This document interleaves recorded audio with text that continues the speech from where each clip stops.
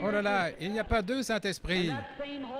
Le même Saint-Esprit qui a conduit Siméon ce soir-là ou ce matin-là vers le Christ vous a conduit ici ce soir.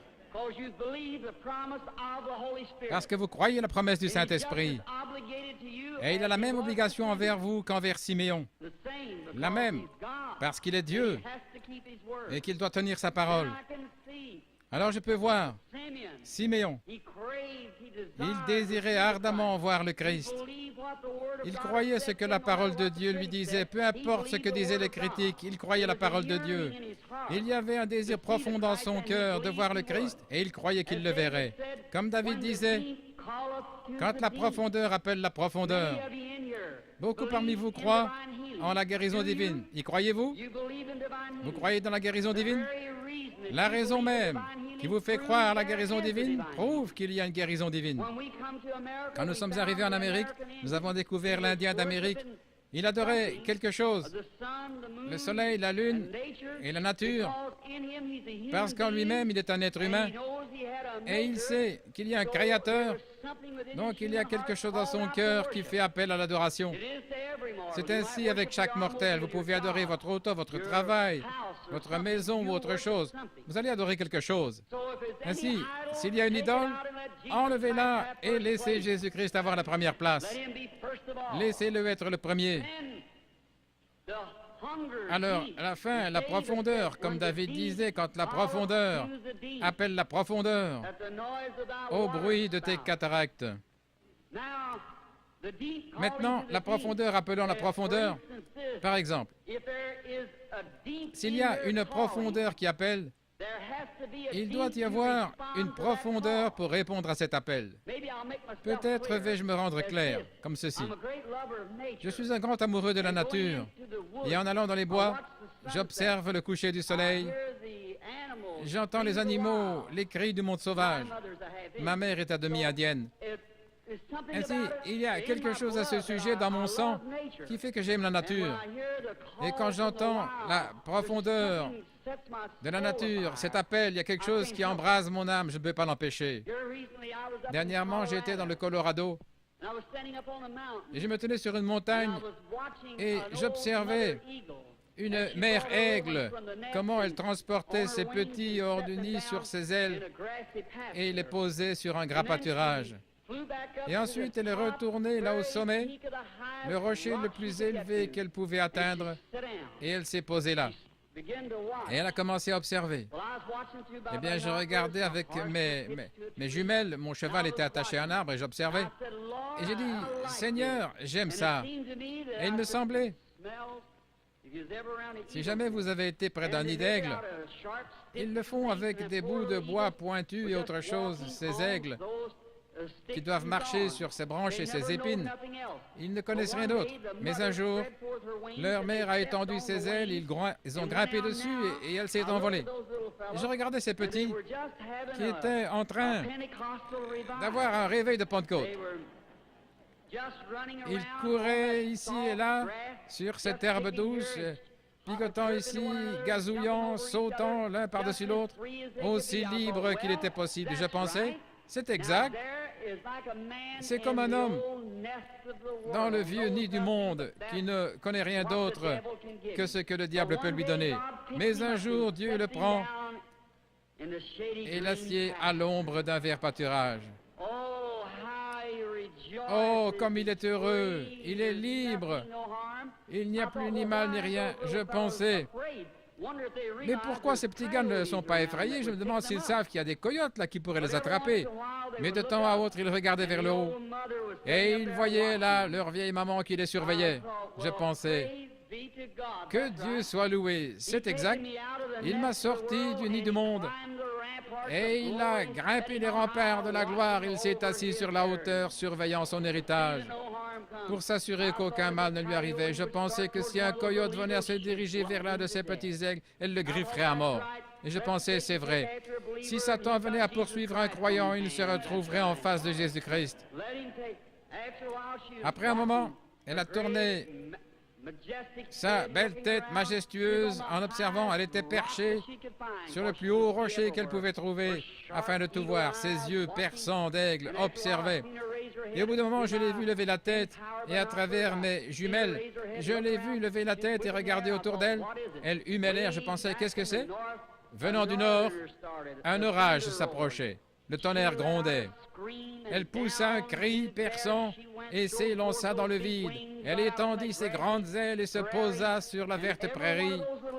Alors, chacun des petits aigles sautait rapidement sur son dos. Peut-être avait-il été instruit avant de quitter le nid.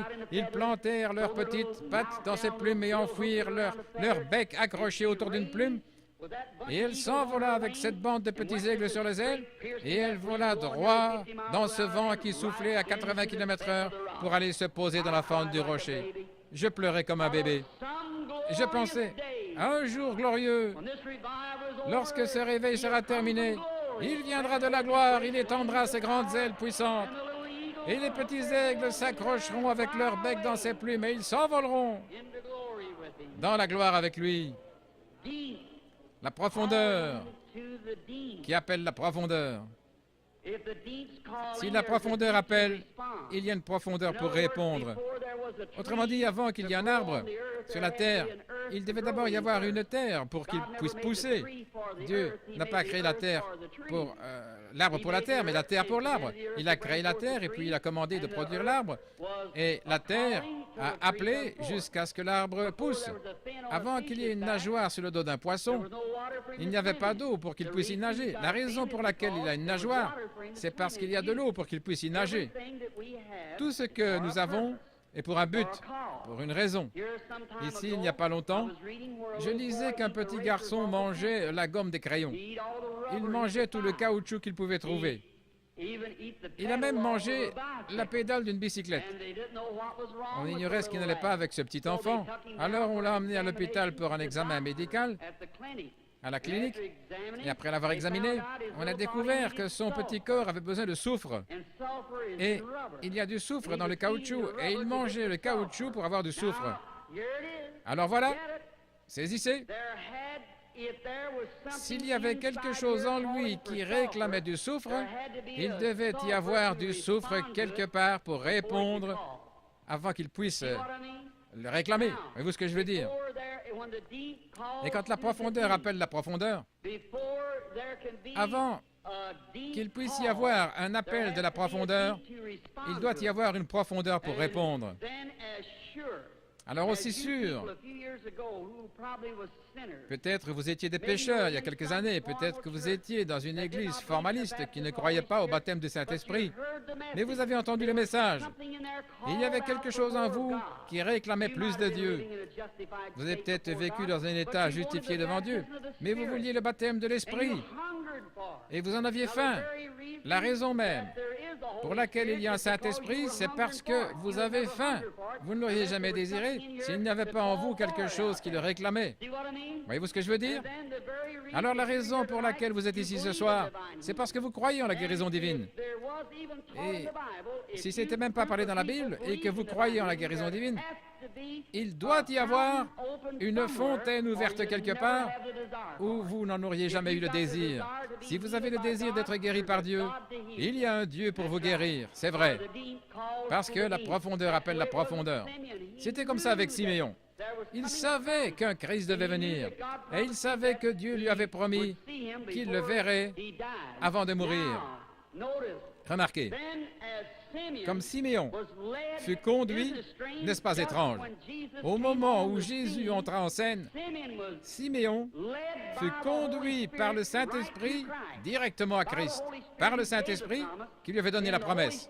Et le Saint-Esprit qui donne la promesse de la guérison divine vous a conduit ici ce soir, directement vers la fontaine qui est ouverte ce soir, pour quiconque le désire, maintenant même.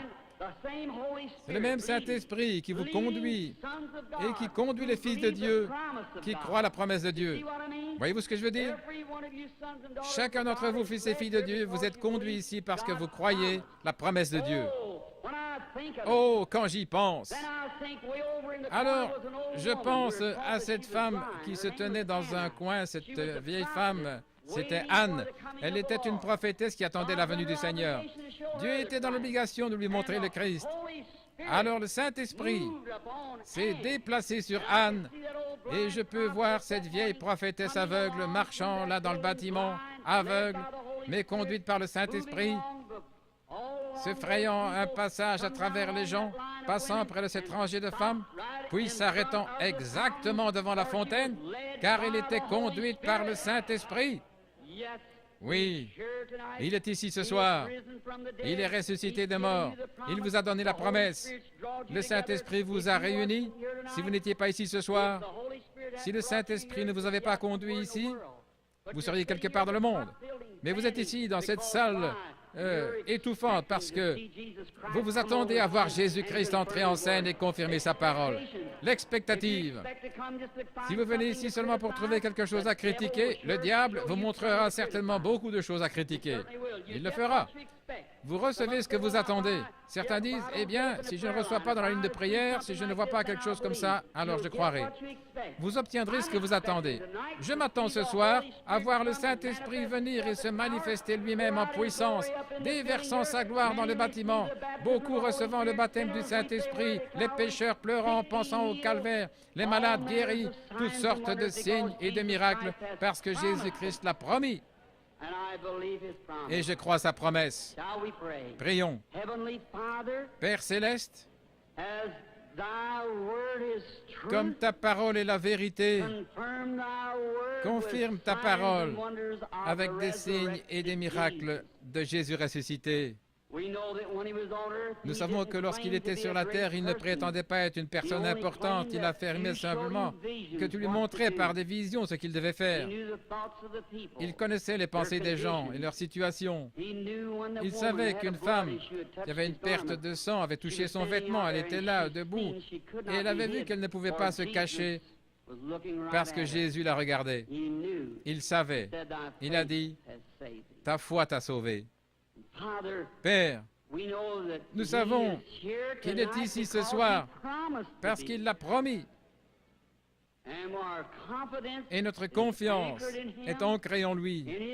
Dans sa parole, nous sommes sûrs de l'avoir vu dans la manifestation de sa glorieuse résurrection ici sur la terre, agissant parmi son peuple dans son Église. Et Seigneur, laisse-nous être aujourd'hui ceux qui transmettent la lumière de cet âge. Lorsque le grand drame sera placé à la fin de la route, que chacun d'entre nous viendra devant toi, que le grand écran sera déroulé et que nos vies dans cette génération seront rappelées devant toi. Ô Dieu, laisse-moi entendre ma voix criant contre l'iniquité et demandant aux gens de croire en Jésus, ton Fils. Bénis les gens ici ce soir qui doivent supporter cette chaleur. Et je prie que tu leur donnes une bénédiction spéciale, que les puissances apaisantes du Saint-Esprit détachent leurs pensées de cette chose, Seigneur. Et Seigneur, sanctifie maintenant ton serviteur pour cette réunion. Je suis debout ici, réalisant que les yeux regarderont dans cette direction. Et je prie, Père, dans l'humilité, que tu fasses connaître ta grande et glorieuse puissance à chacun. Et si ton indigne serviteur a trouvé grâce à tes yeux ce soir, puisses-tu prendre cette indigne personne, ôte-le-moi et entre, Seigneur Jésus, et parle à ton peuple. Et quand la vie sera arrêtée sur la terre, et que la dernière prière aura été prononcée, les batailles toutes terminées, les fumées dissipées, les armes déposées, les Bibles fermées, nous monterons dans ta maison. À l'aube d'un grand matin éternel, lumineux et beau, quand les élus seront rassemblés dans leur maison au-delà des cieux, comme dit le poète, Seigneur, lorsque nous verrons cette grande table dressée là pour le souper, longue de milliers de kilomètres, nous regardons l'un l'autre par-dessus la table, anciens combattants couverts de cicatrices, Des larmes de joie coulant sur nos joues, le roi se présentant dans sa beauté et sa sainteté, marchant le long de la table et essuyant de ses mains les larmes de nos yeux en disant « Ne pleurez plus, c'est terminé. Entrez dans la joie du Seigneur. » Les peines de la route ne sembleront plus rien alors, quand nous arriverons au bout du chemin. Aide-nous ce soir, Seigneur, à oublier ces choses qui sont du passé. Courons vers le but de la vocation céleste. Que ton esprit vienne et manifeste ton Fils Jésus-Christ à ces gens, parce que moi je ne suis qu'un mortel qui essaie de leur dire que tu es le même hier, aujourd'hui et pour toujours, car nous le demandons au nom de Jésus, ton enfant bien-aimé. Amen.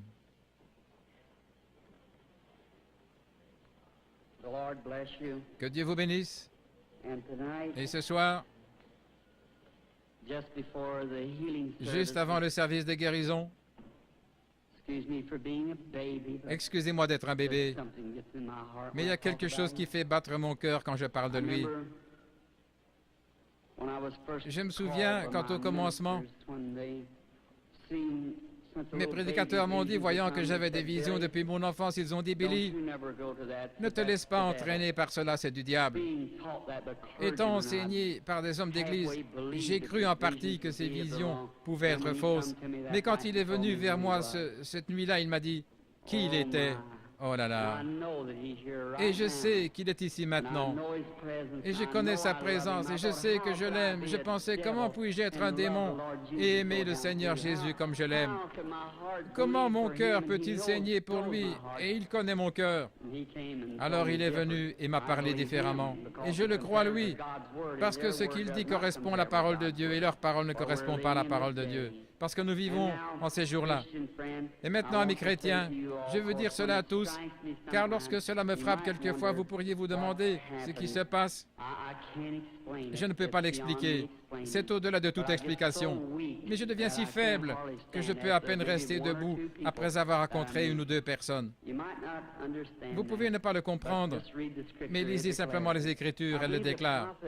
Je crois que le prophète Daniel avait une vision et qu'il dit que son esprit fut troublé pendant plusieurs jours, n'est-ce pas vrai? Et Jésus, lorsqu'une femme, ayant eu assez de foi pour le pousser à se retourner pour voir qui elle était, il a dit, « Je sens qu'une vertu, qu'une force est sortie de moi. » Et les gens qui sont là, ce n'est pas moi, chrétien, non. Je ne suis qu'un homme, le premier des pécheurs. Mais quelqu'un né hors de la saison pour vous, gens du plein évangile, c'est exact. Par grâce, par la grâce de Dieu, il me permet de vous appeler mes frères et sœurs. Et je vous aime. Et je ne suis pas ici ce soir pour être vu ou entendu. Je ne suis pas ici pour une raison financière, vous le savez.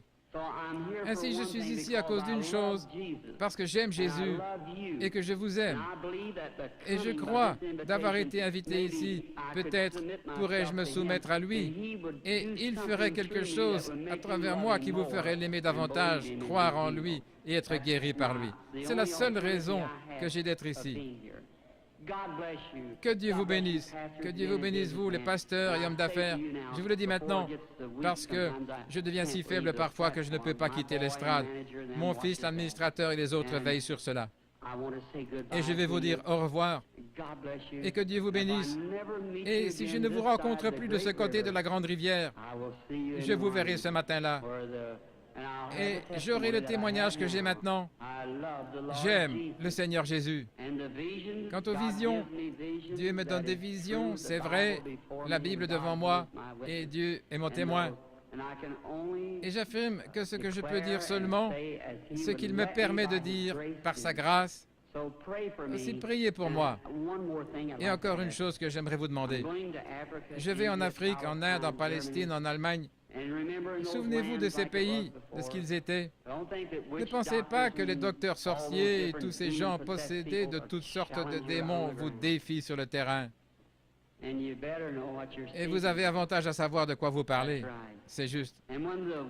Et quand les vents souffleront chauds et violents, et qu'il y aura de la persécution, alors je me souviendrai qu'à Washington, D.C., quelqu'un prie pour moi. Me le promettez-vous? Si vous le voulez, levez la main. Merci. Que Dieu vous bénisse. Merci beaucoup.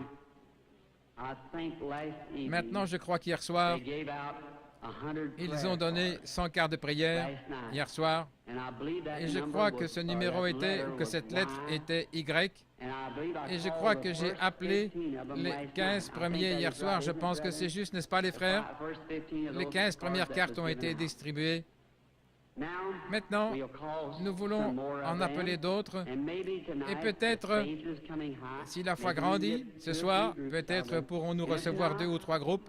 Sinon, je demande à chaque personne, combien y a-t-il de personnes ici qui n'ont pas de carte de prière et qui désirent être guéris par Dieu ce soir? Levez simplement la main, ceux qui n'ont pas de carte de prière. Eh bien, c'est difficile à dire. Ça en est plein partout. Je vais vous demander quelque chose. Il se peut que ce soit la première fois que je vous rencontre. C'est bien dommage que nous ne puissions pas rester un peu plus longtemps pour ces réunions, afin que vous puissiez savoir comment accepter la guérison divine. Bien des fois, quand les gens sont guéris, une grosseur est un démon. Chaque maladie vient du diable. Dieu ne met pas la maladie sur ses enfants. C'est le diable qui fait ça. Et si Satan chasse Satan, vous dites, le diable guérit aussi. Mais Jésus a dit qu'il ne le peut pas. Il a dit, si Satan chasse Satan, son royaume est divisé. Ainsi, il ne peut pas le faire. Seul Dieu peut guérir. La médecine, les médecins ne prétendent pas guérir. Les frères Maillot font partie des plus hautes personnalités. Ils ont dit, nous ne prétendons pas guérir, nous prétendons seulement assister la nature. Il n'y a qu'un seul guérisseur et c'est Dieu. Ils peuvent suturer une plaie, mais ils ne peuvent pas guérir. Ils ne peuvent que suturer. Un dentiste peut arracher une dent, mais qui va guérir l'endroit? Ou encore, le médecin peut enlever l'appendice, mais qui va guérir l'endroit qu'il a coupé? C'est Dieu. La médecine ne peut pas fabriquer de tissus. La médecine n'est qu'une aide. Dieu est le guérisseur. Le médecin peut remettre votre bras en place, mais lorsqu'il l'a fait, vous n'en sortez pas guéri. Le médecin fait sa part, ce qu'on lui a enseigné et ce qu'il sait. Il remettra votre bras en place, mais il laisse Dieu le guérir. C'est vrai. Toute guérison vient de Dieu. Ainsi, maintenant, croyez en lui. Et quelquefois, la vie sort de ses grosseurs, c'est le démon.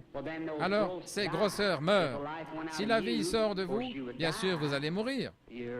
La vie s'en va de vous, mais le corps est toujours là. Il se contracte. S'il y a notre pompe funèbre ici, il sait que le corps humain ou n'importe quelle chair, lorsque la vie est partie, ça se contracte. Observez un animal. Quand il se fait tuer sur la route, ou l'un de vous, chasseurs, si vous tuez un animal, ou un boucher, un bœuf, vous le mettiez sur la balance, et puis le lendemain, vous le pesez de nouveau, et vous voyez combien de kilos il pèse en moins. Laissez-le 2 ou 3 jours, et voyez combien de kilos il pèse en plus. Pour ce qui est d'une grosseur, quand elle meurt, le démon sort d'elle comme pour une tumeur, un cancer, une cataracte, et ainsi de suite. Quand le démon en sort, ce qui est une vie, chaque personne ici provient d'un petit germe.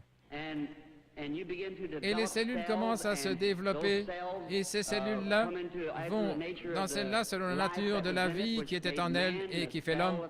La cellule qui est dans le chien fait le chien, pour l'oiseau c'est l'oiseau. Chacune selon sa nature, chaque fois. Mais maintenant, un démon, ce qui est une grosseur, et il n'est pas obligé de devenir une grosseur.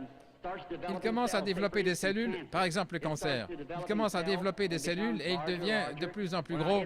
Maintenant, il a une vie. Et cela est en train de vivre tout comme vous qui avez vécu et vous êtes développé dans le ventre de votre mère. La même chose, vous vous êtes développé. Mais quand cette vie-là est dans votre vie, c'est une vie différente. Vous avez reçu la vie pour vivre, mais cela, c'est une vie de mort. Ou plutôt, un esprit de mort, pardonnez-moi. Et c'est la mort. Maintenant, ça ne vous appartient pas. Elle ne se trouvait pas là avant, mais c'est là maintenant. Alors, qui donc a mis ça là-dedans? Ça ne peut provenir que d'une chose, c'est du diable. Et c'est un germe. Les cancers, tumeurs, toutes ces choses proviennent d'un germe. Et vous aussi, vous provenez d'un germe. Vous voyez? Quand cela meurt, Par exemple, prenons une cataracte. La personne qui a la cataracte, quand cet esprit s'en va, les personnes disent « Oh, je peux voir, je peux voir ». Et le jour suivant, elles peuvent voir beaucoup mieux. Puis ensuite, environ 72 heures, la corruption s'installe, comme à la résurrection de Jésus. Maintenant, ces cellules-là ne sont pas corrompues. Il ressuscita, bien sûr, avant 3 jours et 3 nuits. Vous voyez, il est mort le vendredi après-midi, il est ressuscité le dimanche matin. Parce que David a dit « Je ne laisserai pas son âme au séjour d'amour, ni permettrai à mon bien-aimé de voir la corruption. » Et alors le patient, quand ça commence à enfler et que cette tumeur devient plus grosse, bien sûr, votre cœur doit purifier cela par la circulation sanguine. Une dame est venue vers moi hier soir, une femme d'apparence très pieuse avec un gros cancer. Elle a dit qu'elle était venue dans la ligne et que ses cheveux recouvraient tout. Et j'étais debout et je l'ai regardée et j'ai dit, sous l'esprit, qu'elle avait un cancer dans la tête. Et je lui ai dit qu'il allait partir. Et il est parti. Et elle l'a pris ici ce soir, je crois, dans un bocal d'alcool. Nous avons des milliers de cas semblables. Est-ce que cette dame est ici dans la salle? Voudriez-vous vous lever? Si cette dame se trouve quelque part là, avec ce cancer dans de l'alcool, agitez votre main ou quelque chose pour qu'on vous voie. Oui, voilà la dame là, avec ce cancer. Je l'ai vu se tenir sur l'estrade. C'est juste devenu blanc et c'est tombé juste là sur l'estrade. Oui, eh bien ça c'est un miracle. Habituellement, lorsque la grosseur est morte, la vie sort d'elle, mais la grosseur ne peut pas se détacher, elle est à l'intérieur. Et dans ce cas, bien sûr, elle va rester là pendant quelques jours et commencer à enfler, comme ici sur la chair, les cellules commencent à se développer. Puis vous devenez vraiment malade avec de la fièvre, bien sûr, c'est une infection. Et le cœur pompe le sang et purifie le corps. Et il y a un gros morceau de chair qui est détaché de votre corps. Le patient devient très malade. Alors ils disent: oh, je me suis senti si bien sur l'estrade, et c'est là pendant un jour ou deux, mais je crois que j'ai perdu ma guérison. Eh bien, frères, sœurs, c'est le meilleur signe du monde que vous avez votre guérison. Et alors vous commencez à devenir incrédule, et aussi sûr que votre foi lui a ôté la vie, votre incrédulité la ramènera de nouveau. Voyez? Oui, elle la ressuscitera. Souvenez-vous que Jésus a dit, lorsque le mauvais esprit a quitté un homme, il marche dans les endroits déserts, et ensuite il revient avec 7 autres esprits. Est-ce vrai? Alors, laissez l'homme bon de la maison, la foi, se tenir là, sans tenir compte de ce que vous éprouvez. Ce n'est pas ce que vous sentez, mais ce que vous croyez. Jésus a dit, il n'a jamais dit est-ce que tu as senti, mais plutôt, est-ce que tu as cru? Que Dieu vous bénisse. Je crois qu'il y a eu 100 cartes de prière qui ont été distribuées hier soir. Nous n'avons pas eu tous. Prenons les 15 dernières ce soir pour essayer. Qui a la carte 85? Qui a la carte 85? Voulez-vous lever la main si quelqu'un ici ou quelqu'un en arrière qui a la carte 85? Très bien. 86. Qui a la carte 86? 87? Puis-je voir quelqu'un avec la carte de prière 87, s'il vous plaît? Voulez-vous vous lever? 87. Voyez, si quelqu'un ne peut pas se lever, peut-être sont-ils sur un brancard ou ils sont sourds et ils pensent « personne ne m'aide ». J'en reçois le retour de flamme dans mon bureau. Ils disent « j'étais là et vous avez seulement dit de là et de là et de là et personne ne m'a aidé ». Peut-être était-il sourd. Regardez, nous avons 85, 86, 87. Regardez sur la carte de votre voisin, il est peut-être sourd, il ne peut pas entendre. 87? Merci, sœur. 88, qui a le 88? La carte 88, est-elle dans la salle? 89? La carte de prière 89? Pouvez-vous vous lever? 89? Y a-t-il quelqu'un pour le 89? 90? 90? Crois seulement. Maintenant, chacun d'entre vous ici, si vous voulez seulement faire ce qu'il vous dit de faire, peu importe ce qu'il vous dit de faire, faites-le. Faites seulement ce qu'il vous dit. Bien, je suis votre frère, et je ne suis qu'un homme. Maintenant, s'il veut venir et prendre cette pauvre carcasse et la bénir assez pour laisser son Saint-Esprit agir au travers d'elle, alors vous verrez Jésus-Christ se déplacer dans cet auditoire. Peu importe de quelle façon il veut se confirmer ici, si vous ne croyez pas en moi, il ne peut rien faire pour vous. N'est-ce pas vrai? Peu importe s'il était là debout à mon côté, assez visible pour que vous puissiez le voir. Mais si vous ne me croyez pas, je ne pourrai rien faire pour vous. Mais mes paroles seront exactement ce qu'il a dit dans les Écritures. Et je prierai de tout mon cœur que Dieu vous aide, parce qu'il y a probablement ici des mères et des pères, entre autres, qui sont malades, affligés, nécessiteux. Et je demanderai à Dieu de vous aider au mieux de ma connaissance. Très bien. Alignez-vous ici à droite. Maintenant, courbons tous la tête un instant. Père bienveillant, nous te prions au nom de ton Fils Jésus. Puisse le Saint-Esprit venir maintenant et manifester les œuvres de Jésus-Christ. Bénis ces gens partout et fais qu'ils soient tous en bonne santé. Guéris-les, donne-leur la santé et le bonheur. Et maintenant, Père, pour faire cela, tu connais la fragilité de ton serviteur. Et je ne sais que dire ou que faire. Et maintenant, j'ai fait tout ceci à ton commandement. Et je crois que tu seras ici ce soir pour bénir et aider ces gens. Et Père, si tu voulais seulement laisser le Saint-Esprit venir vers ton serviteur et nous révéler ces choses, ce que nous devrions faire et comment nous devrions les faire, alors nous serons tous heureux et pleins de joie. Et cet auditoire croira en toi d'un seul cœur et d'un même accord. Et Père, je te demande ceci en tant que ton serviteur. Ne laisse pas une seule personne faible quitter cette salle ce soir. Que chacun reparte bien et en bonne santé et réjoui. Fais-le, veux-tu, Père? Je t'en prie avec la grâce dans mon cœur et la foi dans le nom de Jésus-Christ. Amen. Maintenant, bien souvent, y a-t-il quelqu'un à ses projecteurs, qui puisse les déplacer? Quelquefois, le Saint-Esprit vient. Beaucoup d'entre vous ont vu la photo. Si jamais je reviens, je vous en apporterai quelques-unes. Comme Frère Moore le disait ce soir, il a été pris plusieurs fois. Et dans les livres, je pense que vous tous les avez. J'en avais seulement 2 caisses. J'espère que vous les appréciez vraiment. Si vous regardez l'intérieur, vous verrez une autre photo montrant où elle s'est arrêtée. Le photographe d'un quotidien a pris celle-là à Camden, dans l'Arkansas, mais elle ne fut pas authentifiée comme celle de l'American Association. Il l'a prise et ensuite elle devient authentique. Et ainsi, et plusieurs milliers de gens. Je me trouvais dans la rivière ici il y a quelque temps, baptisant 500 personnes après un réveil. Quand elle est descendue à l'endroit précis où je me tenais, des gens se sont évanouis et partout. C'était comme un grondement et du feu qui crépitait. Je prie que Dieu se rende visible encore une fois ce soir de la même manière, ici dans la capitale, si je peux trouver la faveur de Dieu. Maintenant, vous réalisez que cela peut apparaître à certains yeux et pas d'autres. Nous ne voulons pas penser cela, mais c'est bien le cas. Jean était l'un de ceux qui relatent avoir vu l'Esprit de Dieu au-dessus de Jésus, n'est-ce pas vrai? Il n'a jamais dit ceux qui écoutaient et les mages ont suivi l'étoile. Voyez-vous, elle est passée au-dessus des observatoires de toute la contrée venant des confins de l'Orient pendant des semaines et des mois. Et ils pouvaient établir le temps par les étoiles. Ils les surveillaient toute la nuit. Ils suivaient le temps, mais personne ne l'a jamais vu. Toutefois, les mages l'ont vu parce qu'ils l'attendaient. Si vous recherchez Christ ce soir, vous le verrez.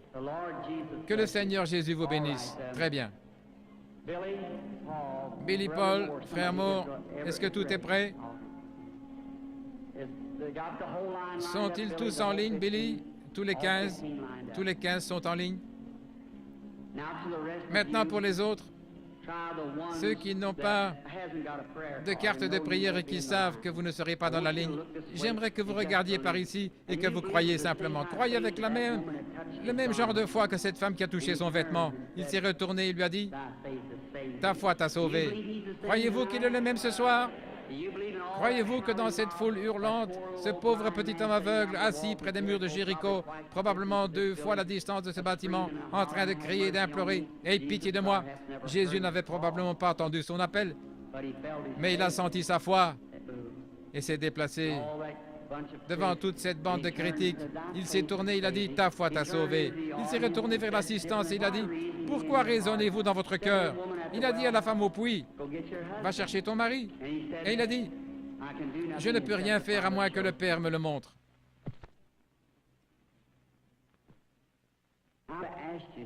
Je vais vous demander une chose. Si ce que j'ai dit est la vérité, si c'est la vérité, alors Dieu est obligé envers sa parole. Pas envers moi, mais sa parole, n'est-ce pas vrai? Il est obligé envers sa parole. Et alors il le fera arriver exactement de la manière qu'il a dit vouloir le faire. Et s'il le fait, voudriez-vous tous recevoir Jésus-Christ si vous ne l'avez pas encore fait? Et vous qui êtes ici, qui pouvez voir sa miséricorde envers les autres pour guérir, il aura pitié de vous si vous voulez seulement avoir la foi et croire. Priez seulement et dites, Seigneur, je suis un croyant, je désire que tu me guérisses ce soir, et Dieu le fera. Nous venons de quitter l'Afrique récemment, où je dois retourner dans quelques semaines, en Afrique, en Inde, en Palestine, en Allemagne, pour le ministère. Et à Durban, en Afrique du Sud, après que 3 ou 4 personnes soient passées par la ligne de prière et qu'ils ont vu la puissance du Saint-Esprit toucher les gens, voyant ce que Dieu faisait, 30 000 ont accepté Jésus comme sauveur personnel après un seul appel à l'autel. 30 000 d'une fois. Ainsi, je vais prendre la parole de Dieu pour règle et nous irons dans le monde entier prêcher l'Évangile. L'Évangile ne vient pas seulement par des paroles, mais par la puissance et la démonstration du Saint-Esprit. Ainsi, l'Évangile, c'est démontrer la puissance du Saint-Esprit. Dans des pays où je suis allé, ils disent, nous ne voulons pas de missionnaires. Nous en savons plus que vous à ce sujet. Mais la chose que nous voulons voir, c'est quelqu'un qui a assez de foi pour rendre manifeste la parole de Dieu. C'est ce qu'ils veulent voir. Et c'est comme cela qu'ils se convertissent. C'est comme cela qu'ils trouvent Christ. C'est parce qu'ils croient de cette manière-là. Et je fais confiance à Dieu de tout mon cœur qu'il y en aura beaucoup, beaucoup ici ce soir qui trouveront Christ le même pour leur cœur. Que le Seigneur Jésus de Nazareth bénisse chacun de vous, c'est ma prière. OK? Ce n'est jamais l'homme qui cherche Dieu, mais c'est Dieu qui cherche l'homme. Jamais aucun homme n'a cherché Dieu dans le monde entier. C'est Dieu qui cherche l'homme. Quand au début l'homme a chuté dans le jardin d'Éden, cela a montré les tendances de l'homme. L'homme s'est caché, c'est Dieu qui a cherché l'homme. Jésus a dit, « Aucun homme ne peut venir à moins que mon Père ne l'attire. » Il doit être attiré par le Père premièrement. Et j'aimerais vous expliquer quelque chose. Le fait d'avoir une vision. Combien de personnes ici ont-elles jamais eu un songe? Je pense que les 2/3, vous avez eu des... Il est vrai que beaucoup de gens ne rêvent pas. C'est votre subconscient. Ici se trouve votre première conscience et là se trouve votre subconscient. C'est sur votre subconscient que j'essaie d'agir par le Saint-Esprit. Quant à cette première conscience, je pourrais demander à cet homme, à n'importe qui ici, « Croyez-vous cela? » « Oh oui, monsieur, vous le croyez ici? Mais qu'en est-il de cet homme là-bas? » C'est lui qui fait marcher le bateau, ce n'est pas l'homme au poste de pilotage, c'est l'homme là, à la salle des machines. Quelquefois, quand vous vous endormez, vous pénétrez dans ce subconscient et vous rêvez. Et vous rêvez de choses que vous avez faites quand vous étiez ici. Puis, quand vous vous réveillez, vous vous souvenez des choses que vous avez rêvées. Vous qui rêvez, les rêves que vous avez faits il y a plusieurs années, vous vous en souvenez encore. Eh bien, il y avait une partie de vous quelque part, n'est-ce pas? Sans cela, vous ne vous en souviendriez pas. Quelque chose que vous a rêvé il y a plusieurs années. Quand l'homme dort profondément, son subconscient est bien loin, il ne pourrait jamais l'atteindre. Mais pour un voyant, son subconscient n'est pas loin. Il n'est pas ici non plus. Il est juste ici. Il ne s'endort pas. Il a les yeux ouverts et il voit simplement. Dieu donne à cet homme un lieu où il peut dormir profondément et ne pas rêver. Dieu a donné à l'homme la manière de rêver. Si je disais, fais un rêve, vous ne pourriez pas le faire. Alors, Dieu place dans l'Église certains, des apôtres, des prophètes, des dons de guérison, n'est-ce pas vrai? Ils sont tous pour le perfectionnement de l'Église. Paul a dit, s'il entre et que tous vous parliez en langue et qu'un incrédule entre, ne dira-t-il pas que vous êtes tous fous? Mais si quelqu'un prophétise et révèle les secrets du cœur, Ne tomberont-ils pas sur leur face disant « Vraiment Dieu est avec vous » N'est-ce pas vrai? Est-ce que c'est l'Évangile? Eh bien, n'était-ce pas Jésus-Christ hier? Ne l'est-il pas aujourd'hui? Vous pouvez croire en lui en parlant en langue. Vous pouvez croire en lui par le Saint-Esprit. Mais moi, je crois en lui dans la pleine mesure qu'il est le même Seigneur Jésus. Il n'est pas mort. Il est ressuscité des morts. Et il est ici ce soir. Ici, sur l'estrade, maintenant. Et puisse-t-il nous venir en aide et nous bénir. Je n'ai jamais été ici auparavant, que je sache, et il n'y a pas une âme vivante que je vois devant moi, que je connaisse. Très peu ici sur l'estrade. Frère Bosé, je me souviens de lui. J'ai vu le monsieur là près de lui, je ne me souviens pas de son nom. Il y a là frère Lindsay. Je connais peut-être 2 ou 3 prédicateurs ici dans cette salle. Mais Dieu vous connaît tous, n'est-ce pas vrai? Il vous connaît tous. Maintenant, voici cette dame debout ici. Dieu dans le ciel, Dieu sait que je ne l'ai jamais vue de ma vie. Sommes-nous étrangers l'un à l'autre, madame? Nous sommes parfaitement inconnus. Mais Dieu la connaît. Si Jésus est le même hier, aujourd'hui, éternellement, changeons le tableau maintenant et voyons ce qu'il était hier lorsqu'il cherchait à découvrir quelque chose concernant une femme. Il a dit « Apporte-moi à boire ». Elle a dit « Eh bien, ce n'est pas l'habitude que ça se passe entre les Juifs et le reste des Samaritains. » Mais Jésus lui parla quelques instants. Il trouvait exactement quel était son problème, n'est-ce pas vrai? Si Jésus est ressuscité des morts et qu'il habite en nous ce soir, encore un peu de temps, et le monde ne me verra plus, cependant vous me verrez, parce que c'est un pronom personnel, je serai avec vous et même en vous jusqu'à la fin du monde. C'est la vérité de l'Évangile. Vous ne pouvez pas l'avoir lu ou pensé ainsi, mais c'est ainsi que c'est écrit dans la Bible. Votre théologie peut avoir dévié quelque part, mais c'est de cette manière que c'est écrit dans la Bible. Je serai avec vous et même en vous jusqu'à la fin du monde. Maintenant, vous savez que j'attends quelque chose, c'est vrai. C'est l'ange du Seigneur. C'est la vérité. Je suis totalement impuissant comme chacun de vous. Je suis ici. Et peut-être qu'il y a des critiques ici. Combien ont déjà vu sa photo dans mes réunions? Vous avez vu l'endroit où l'homme de science a pris sa photo, cette grande lumière. Vous pouvez la voir. Oui, beaucoup d'entre vous. Des milliers de copies de celle-ci ont été vendues. Les studios Douglas à Houston, au Texas, la possède George J. Lacey, l'un des meilleurs qui soit dans la recherche en Amérique, l'a prise et a examiné pour voir s'il n'y avait pas une double exposition ou quelque chose d'autre. Mais c'est Jésus-Christ confirmant qu'il est le même hier, aujourd'hui et éternellement. Maintenant, bien sûr, je l'attends. S'il va m'aider ce soir, je ne sais pas. Si j'ai dit quoi que ce soit avec quelque vantardise ou j'ai dit quelque chose d'excessif, que Dieu me pardonne. Je ne voulais pas le faire. Je ne voulais, dans l'humilité de mon cœur, simplement dépeindre Jésus-Christ qui m'écoute maintenant. Et que sa grâce soit ici avec nous ce soir. Comme je dis ces choses et qu'elles sont sa parole, puisse-t-il venir nous aider, c'est ma prière. Et maintenant, l'organiste est-elle ici quelque part?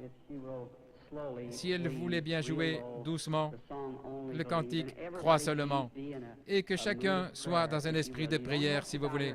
Vous n'avez pas à courber la tête, à moins qu'on vous le demande. Maintenant, dans la ligne de prière, vous qui venez, soyez attentifs. S'il vous réprimande, ce sera la vérité. Vous devez être disposé à le supporter. N'importe où dans l'auditoire, s'il dit quelque chose, vous devez savoir que ce n'est pas moi, c'est lui. Alors, redressez ces choses. La première chose que vous pouvez faire, avant de pouvoir trouver un remède, c'est de trouver la cause avant de pouvoir trouver le remède. Si étant malade, vous allez chez un médecin qui vous donne une aspirine, ce n'est pas un bon médecin. Il essaie de se débarrasser de vous. Si c'est un bon médecin, il diagnostiquera le cas jusqu'à ce qu'il découvre votre maladie. Et ensuite, il commencera à travailler à partir de là. Et c'est la même chose ici. S'il y a un mauvais esprit ou un péché à confesser, quoi que ce soit, vous pourriez oindre la personne toute la nuit et pleurer et crier et faire tout ce que vous voulez. Ce démon restera là. Exactement. Il en a le droit. Et c'est ça que vous devez surveiller. Si Dieu a mis une malédiction sur quelqu'un pour quelque chose, alors vous venez et vous l'ôtez. Vous aurez des ennuis comme Moïse en a eu. C'est vrai. Il est ici, le Saint-Esprit. Maintenant, au nom de Jésus-Christ, le Fils de Dieu, je prends chaque personne ici sous mon contrôle pour la gloire de Dieu. Je désire vous parler une minute, sœur. Vous êtes consciente que quelque chose est en train d'arriver, bien sûr, voyez. Cela vient d'arriver. Si c'est vrai, faites-le savoir aux gens en levant la main. C'est juste. C'est sa présence. C'est ça, voyez-vous. Je vous suis inconnu, je ne vous ai jamais vu de ma vie. Si le Saint-Esprit dont j'ai parlé, si Jésus-Christ est le même hier, aujourd'hui, éternellement, et si j'ai vraiment témoigné de cela aux gens,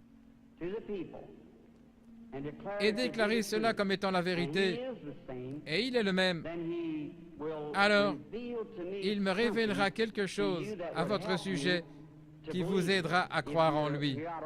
Si vous êtes ici, je ne sais pas quel est votre besoin, mais lui, il le sait.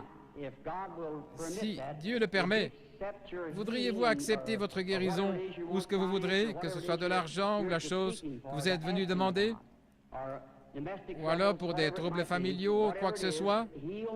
Il le sait. Il peut me le faire savoir, n'est-ce pas? Et cela le rendrait pareil à ce qu'il était lorsqu'il parlait à la femme au puits. Je vous parle seulement comme il l'a fait pour contacter votre esprit.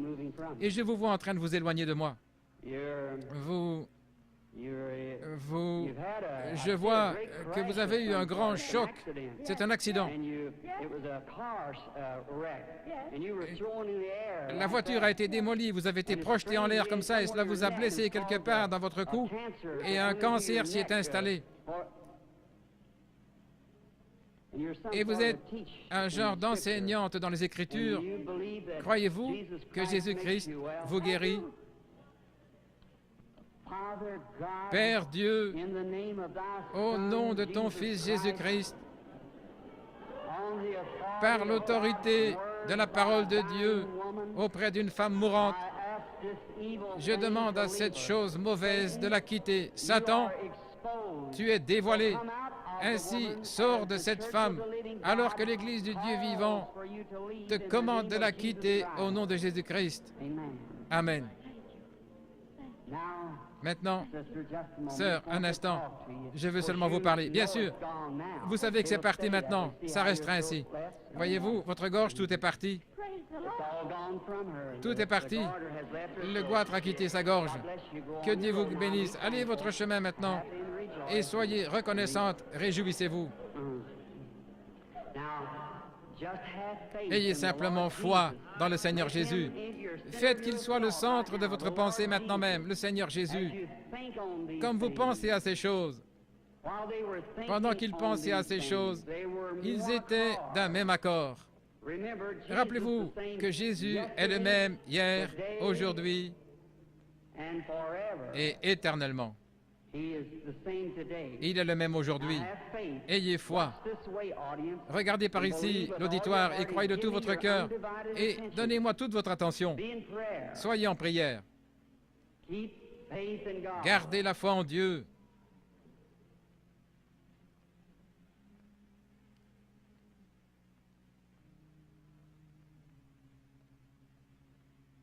Maintenant, je crois que c'est la dame. Est-ce que c'est la patiente? Approchez-vous, sœur. Bien sûr, cela ne vous fera pas de mal. C'est seulement sa présence dont vous êtes consciente. Et, frères et sœurs, je suis votre frère. Ceci n'est pas de la psychologie. J'ai senti cela venir de l'auditoire. Ce n'est pas le cas. C'est le Dieu Tout-Puissant. Voyez? Ce n'est pas de la psychologie, non. Maintenant, ne faites pas ça. Pensez seulement que c'est le Seigneur Jésus. Voyez-vous, d'un même accord. Maintenant, sœur, je désire seulement vous parler un petit instant. Nous sommes étrangers, je suppose. Mais Jésus-Christ nous connaît tous les deux. Et c'est la première fois que nous nous rencontrons sur terre. Mais lui vous connaît. Il vous a nourri toute votre vie. Et il me connaît. Et si moi, votre frère, par sa grâce, par un don divin, et je n'ai rien eu à faire pour l'obtenir, dès ma plus tendre enfance, la première chose dont je peux me souvenir, c'est une vision. Maintenant, je désire que vous regardiez par ici juste un moment. Bien sûr, vous êtes malade et vous souffrez. Il y a un esprit de ténèbres autour de vous, c'est la mort. Et c'est sous la forme d'un cancer. Et ce cancer est localisé dans le sein. Et vous avez été examiné par quelqu'un de fort et vous avez une hernie. Et cette hernie se trouve dans les intestins. Et vous avez aussi un problème à l'estomac. Et vous souffrez sérieusement du cœur, ce qui vous cause des évanouissements. Il y a quelques jours, vous étiez assise de côté sur le bord de votre lit et vous êtes presque évanouie en regardant par la fenêtre.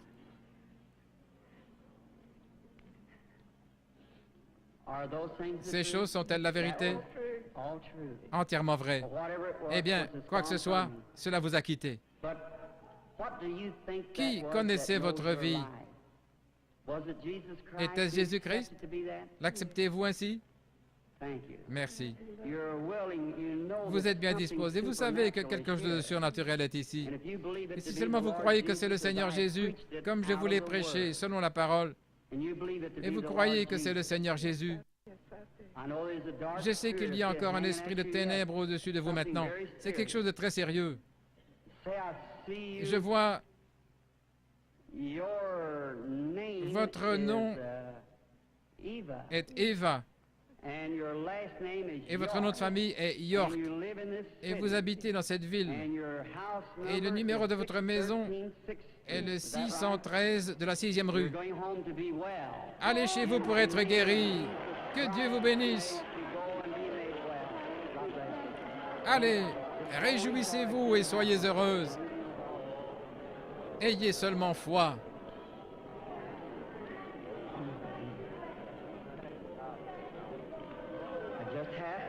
Ayez simplement la foi, ne doutez pas. L'Écriture dit, va et ne pêche plus, de peur qu'une chose pire ne t'arrive. Le péché, c'est l'incrédulité. Le péché, ce n'est pas boire, fumer ou jouer à des jeux d'argent, ce sont les attributs du péché. Vous faites cela parce que vous ne croyez pas. Jésus a dit, va et ne pêche plus, ne sois plus incrédule, sinon quelque chose de pire va t'arriver. Ayez foi en Dieu. Croyez en lui de tout votre cœur.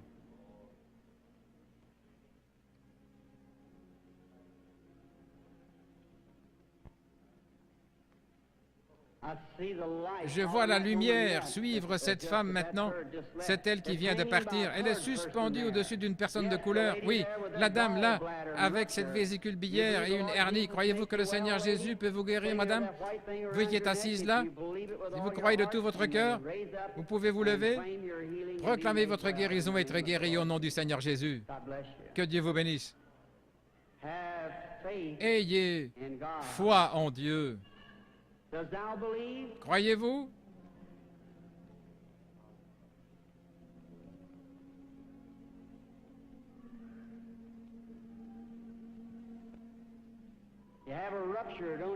Vous avez une hernie, vous, monsieur, assis là, n'est-ce pas vrai? Vous étiez en train de prier. Seigneur, fais que cet homme me parle juste. Si c'est juste, levez la main.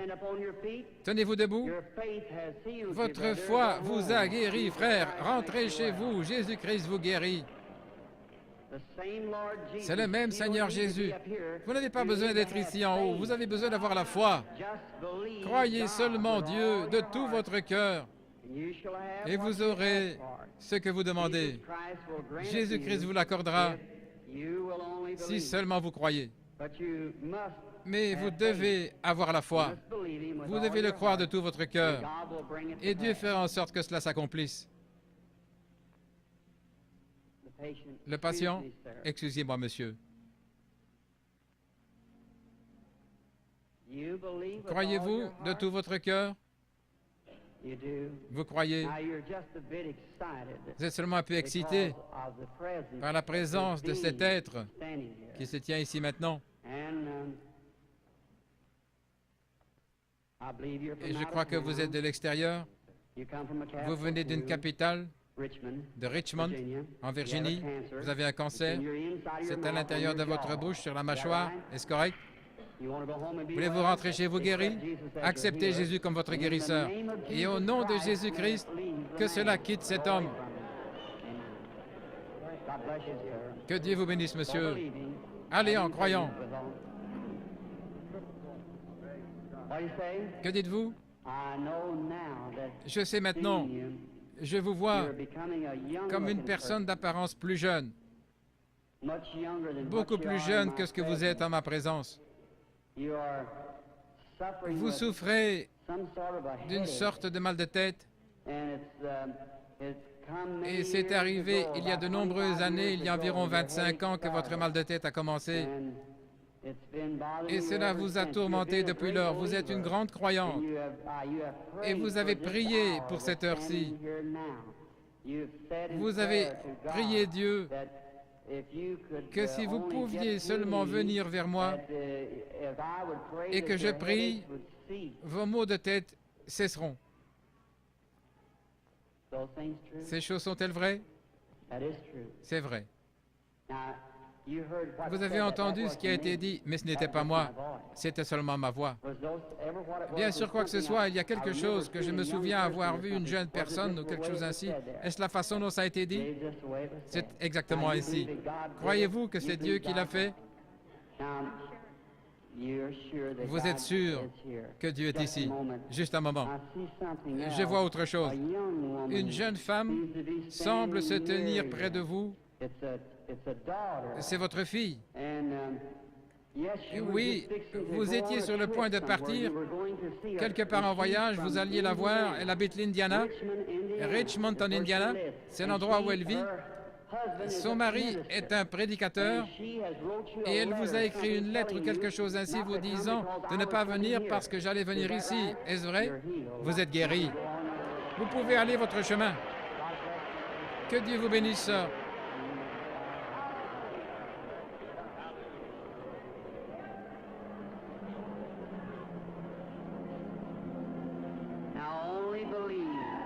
Crois seulement, ayez foi en Dieu.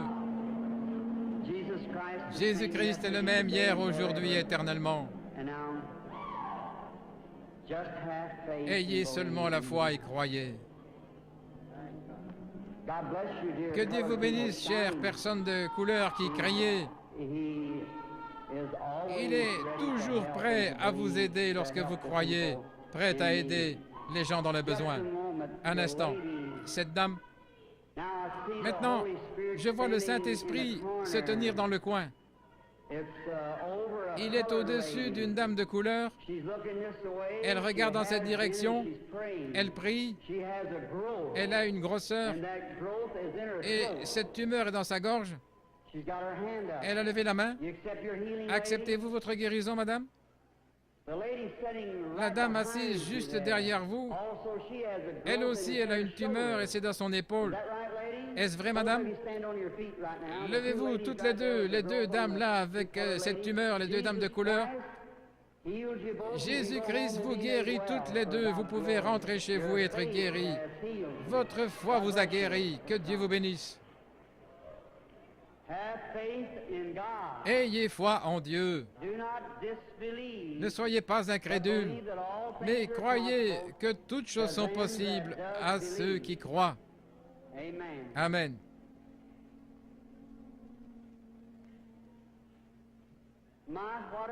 Oh, quelle banque de foi dans cette salle! Ça semble vraiment laiteux partout dans le bâtiment. Vous êtes certainement dans l'Esprit du Seigneur maintenant. Tout peut arriver.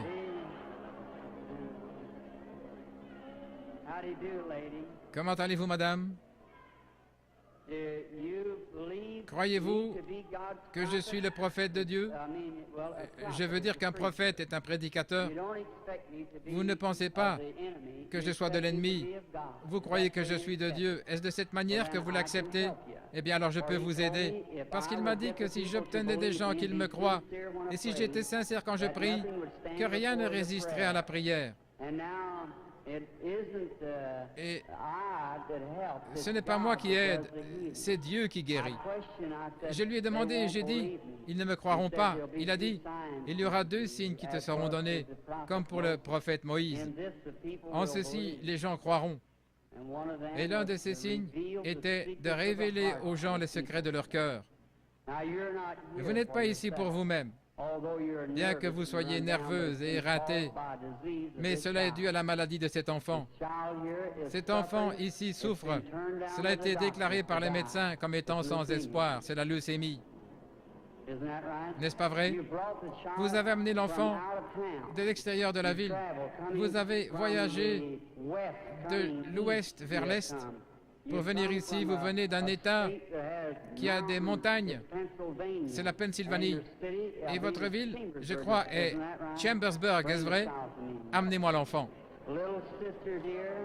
Petite sœur, si le Seigneur Jésus était ici, il poserait ses mains sur toi. La mort te quitterait et tu vivrais. Crois-tu que je suis son serviteur? Alors, à sa place, je pose mes mains sur cet enfant et la bénis. Et je demande que le démon quitte l'enfant et que la vie entre dans cet enfant et qu'elle vive et soit guérie.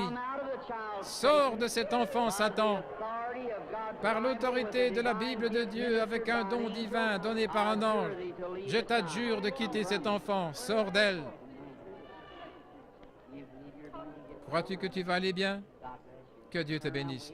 Tourne-toi et fais signe à l'auditoire avec la main. Que Dieu te bénisse, petite fille qui a une grande foi. Sois guérie. Que Dieu te bénisse, ma chérie. Va et sois guérie. Mais croyez-vous son prophète, son serviteur? Croyez-vous que Dieu est proche et que son esprit est présent et que ce qui se fait maintenant est dû au Seigneur Jésus? Ce n'est pas moi, je ne suis qu'un homme. Si Dieu veut me faire connaître ce qui ne va pas avec vous, comme confirmation que je suis son prophète, me tenant ici et révélant la vérité, ainsi qu'il a dit à la femme, va chercher ton mari. Elle a dit, je n'en ai pas. Il a dit, tu en as eu 5. Elle a dit, je vois que tu es un prophète. Je perçois que tu es un prophète. Et ce même esprit qui était sur ce Fils de Dieu, il a promis de l'envoyer de nouveau sous la forme du Saint-Esprit, qui serait avec nous et demeurerait en nous jusqu'à la fin du monde. Le croyez-vous? Alors il peut connaître vos problèmes maintenant. Vous avez un problème de cœur.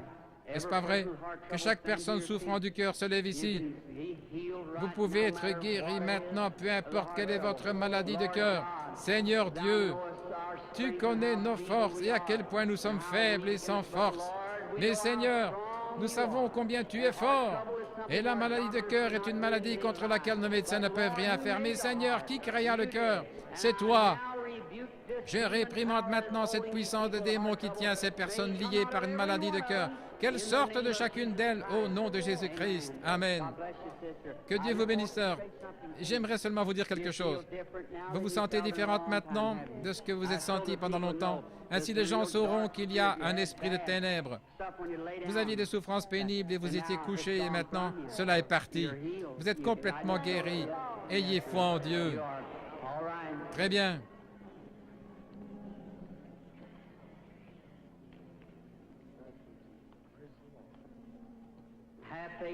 Ayez foi en Dieu, croyez. Chacun d'un même accord, ayez foi.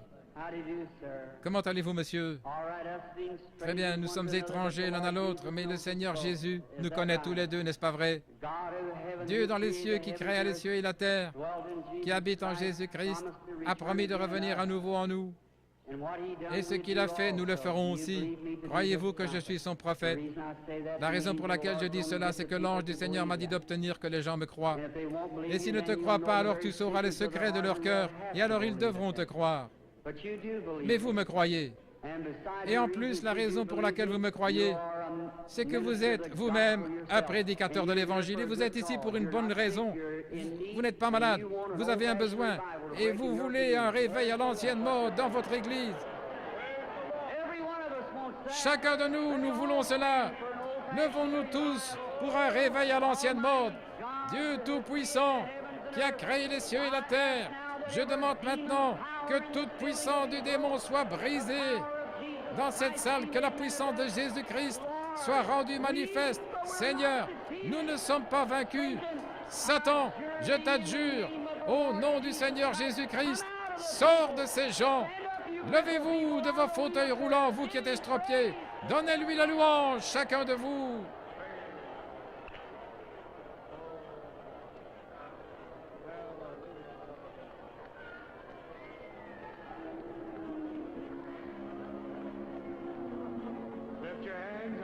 praising God. Whatever your needs are, receive it. Yes. Blessed be the name of the Lord.